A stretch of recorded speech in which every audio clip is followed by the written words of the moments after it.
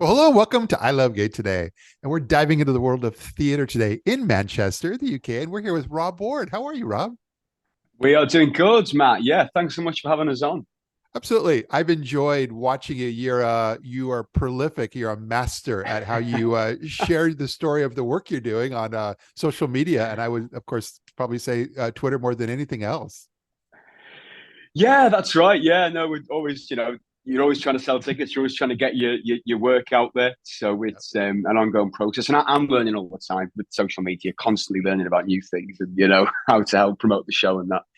Yeah. No, like I said, I really enjoyed it. So am I saying it right? It's a production company, Emerson and Ward. Um, Yes. and then you've got this production, the MP Aunty Mandy and Me, that's been performed all over in the UK. But it seems like and right now I think you're performing at King's Head Theatre.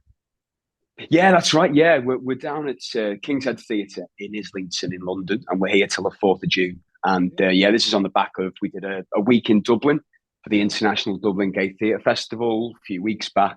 And last year we did the Edinburgh Fringe and we did a UK tour. So it's great. We're getting out and about and meeting new people, new audiences all over the UK. Yeah, Yeah, and Dublin, of when course. people and when they come to see you, what do they have in store for themselves? I know there's puppies involved.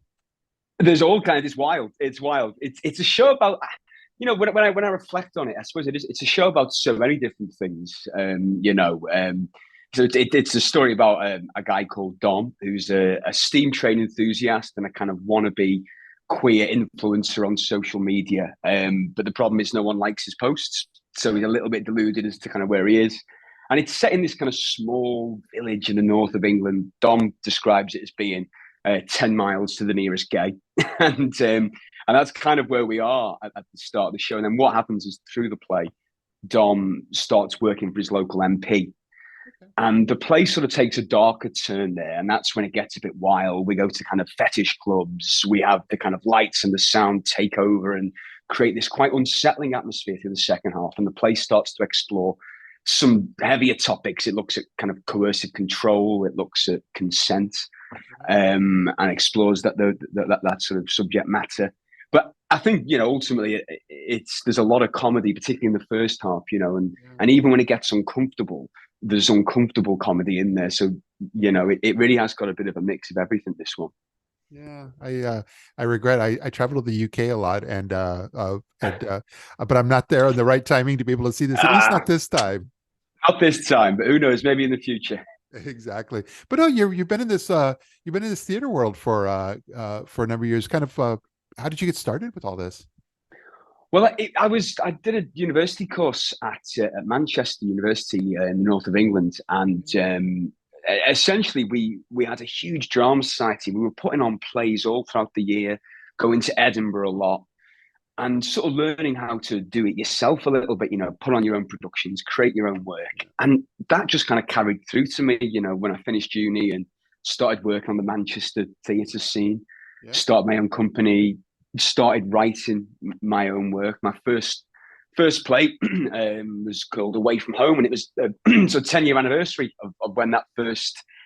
first premiered in Manchester. It was co-written with a friend called Martin Jameson, Yeah. and that was a story about a gay escort hired by a Premier League footballer. Kind of explored homophobia in sport, which was a topic I'd come back to, and I guess for me, really, the first example of me expressing my queerness, expressing my sort of experience, my story, Yeah. through the kind of sort of homosexual kind of presence in football, was something I was really keen to look at as a football fan myself, Yeah. So that's kind of how I got started and just carried on creating and touring work since there. Yeah. Yeah. So you're a football fan. I'll wrap that up and say, are you a Ted Lasso fan? Yeah, I kept having friends say to me, "You've got to watch this. You've got to watch this," and I never got round to it. And then finally, I did, and yeah, no, it's great. That's why I like you. It's one of those few shows that has done very well both sides of the pond here because it's one of our favorite shows. Yeah, it's captured something, hasn't it? It really has. Yeah. No, I love all this, and I really look forward to, like I said, being able to connect in the real world and actually see some of your performances as you continue to evolve this year. And But mostly, I'm just really glad you're able to take a few moments of your time and share a bit of your story with our audience here. No, it's an absolute pleasure, and I just look. We just love sharing our work. The company, we love sharing it. Sort of queer stories for all kinds of different audiences. Just come on down. As I say, King's Head. We're here till the 4th of June. Exactly. Well, thanks again, and look forward to seeing you. Yeah, thanks very much. Hi, I'm Dom. I really like steam trains. I'm also a #InstaGay, #influencer. I'm just struggling to get 100 likes. I don't really do politics. We will deliver our policies, deliver our principles, deliver for our people. And we'll do it whilst looking fabulous.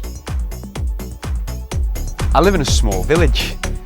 It's 10 miles to the nearest gay, and I haven't got a job. Why don't you come and work for me? I couldn't say no. My MP, Peter, he's been really good to me, and he's so funny. I mean, most gays think they're funny, but he actually is. I think you're an incredibly special person, Dom. It's the happiest I've been in my entire life.